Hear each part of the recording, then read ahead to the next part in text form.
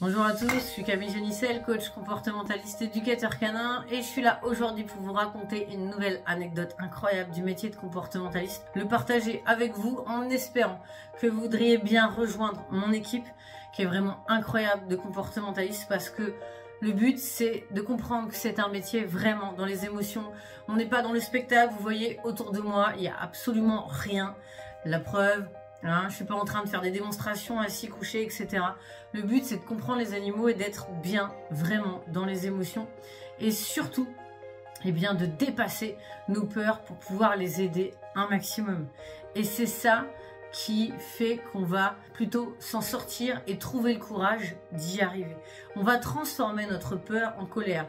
La peur, on ne veut pas la virer. Moi, je la garde, elle est là régulièrement, on a tous des peurs.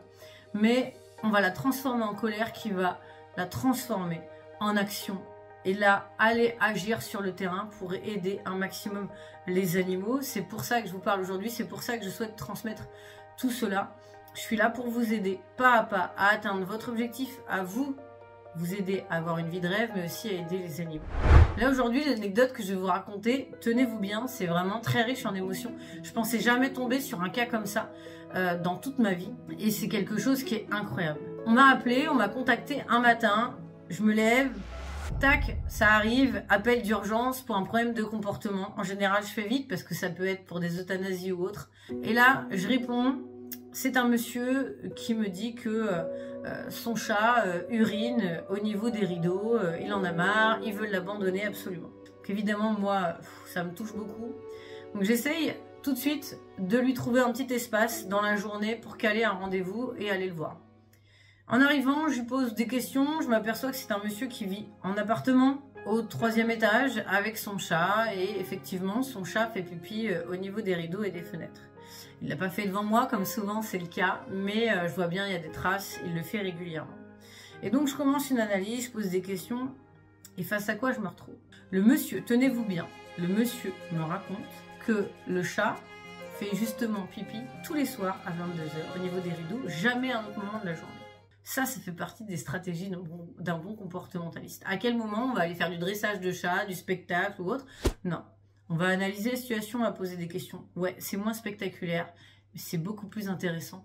Et c'est très spectaculaire, surtout émotionnellement finalement. Pas dans le visuel. Vous ne laissez pas avoir par le visuel, le superficiel. Ce qui compte, c'est ce qu'il y a là-dedans. C'est ça les émotions profondes qu'on va ressentir entre les humains et les animaux. Et c'est ce pourquoi j'essaie de faire des vidéos un maximum. Eh bien, tenez-vous bien, je lui ai dit du coup, ah, ok, alors est-ce qu'il s'est passé un jour quelque chose le soir à 22 h? Il me répond oui, mais bon, ça n'a peut-être pas de rapport. Dites-moi toujours. Eh bien là, le monsieur me raconte que quelques mois auparavant, son ex-femme a essayé de le poignarder aux alentours de 22 h et que les pompiers sont venus aux alentours de 22 h. Vous imaginez le bazar et le ramdam dans l'appartement à cette heure-là, qui effectivement a dû un petit peu stresser et angoisser le chat. Ce ne sont pas juste des animaux, ils voient et ressentent tout, ils perçoivent tout, y compris leur humain en détresse. Et donc ça c'est dramatique parce que depuis il fait pipi à 22 h. Et tenez-vous bien parce que l'histoire elle n'est pas finie. Et c'est tout le temps comme ça dans ce métier, waouh. C'est que, eh bien, le monsieur m'a expliqué que du coup effectivement comme il a été blessé, il a été hospitalisé 2 mois. Pendant qu'il était hospitalisé, il n'avait pas le choix, il l'a mis dans une pension. Le premier jour où il l'a mis dans la pension, le chat a réussi à s'échapper. Alors en arrivant, je ne sais plus trop, le chat est parti. Il m'a dit, ils l'ont cherché, ils l'ont appelé, ils ont mis des gamelles de nourriture, ils lui ont donné à manger, tout. Pendant 2 mois, ils ne l'ont jamais retrouvé. Donc lui, il était hospitalisé et en plus, il était triste parce qu'il savait que son chat, on n'allait sûrement pas le récupérer. Et vous savez ce qui s'est passé? Eh bien, le jour, tenez-vous bien, où il est sorti de l'hôpital, le refuge l'appelle, le monsieur était même pas encore sorti de l'hôpital, il allait sortir. Faut lui dire, il est devant la porte, il est là. Il vous attend. Vous le croyez ça? Ça a été mes premiers rendez-vous dès le début. Waouh, j'étais dans le bain au niveau émotionnel. Ok, qu'est-ce qui va m'attendre les 15, 20, 30 prochaines années? On verra bien. C'est pas encore fini parce que je suis passionnée de ce métier, c'est incroyable, ça nous transporte dans un autre monde. Et c'est vrai que quand on voit que les êtres humains parfois ne comprennent pas les animaux ou ne perçoivent pas ce qu'il y a chez eux au niveau émotionnel ou autre, franchement, quand on vit ça, on est en plein dedans. Et pour être en plein dedans et pouvoir le vivre, il faut avoir cette sensibilité émotionnelle. Et c'est ça qui fait que j'ai voulu être éducatrice comportementaliste. En fait, j'ai jamais eu d'exemple, on m'a jamais raconté ce genre de choses, j'avais jamais vu même de séances de comportement, mais par contre, je savais toujours. Ici, là, j'avais envie. Si je me pose la question, c'est que j'en ai envie. Bon, bah alors j'y vais. S'il y a un doute, c'est qu'il n'y a pas de doute. Sinon, je me poserai pas la question.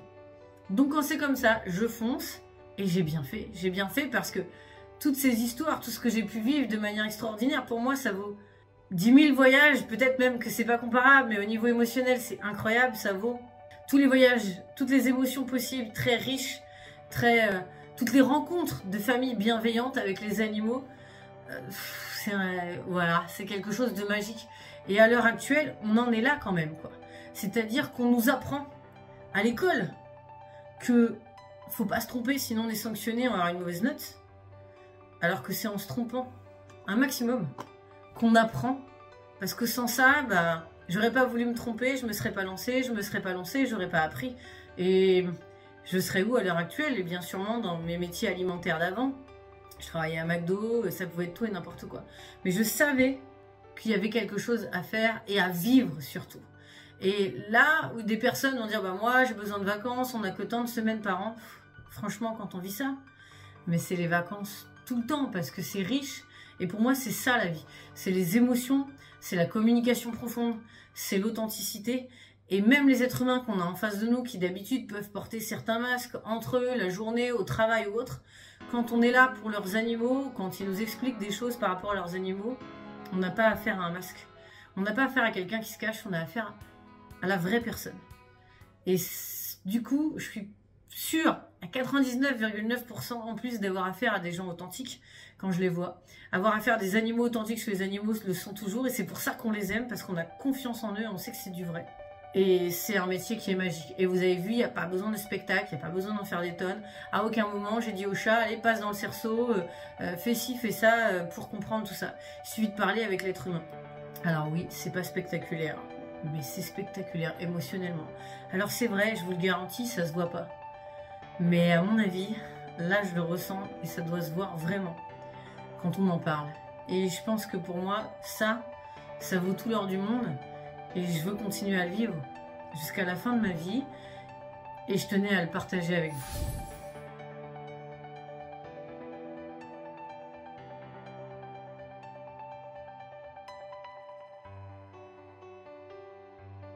Voilà, pensez à prendre votre cadeau dans la description, à vous abonner à la chaîne et surtout à partager un maximum les vidéos. Si ça vous plaît et si ces histoires vous plaisent. Parce que c'est extraordinaire. Vraiment.